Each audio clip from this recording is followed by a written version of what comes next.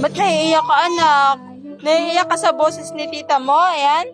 Naiiyak ikaw sa boses ni tita Gia? Ha? Hindi ka inaantok? Naiiyak ikaw? Nagpapaulan po ang tita mo?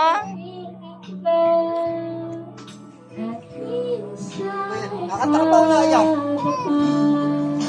Naiyak si tita Gia? Naiyak si tita o nakanta? Tapos kaya naiiyak ikaw? Kasi si tita ay naiyak. Ay, naiiyak na din ang baby ko. Naiiyak na din. Bakit tayo naiyak? Yung isa doon busy kumain. Jace, pingin si mama. Jace, pingin si mama. Bakit nak? Naiyak ikaw? Sorry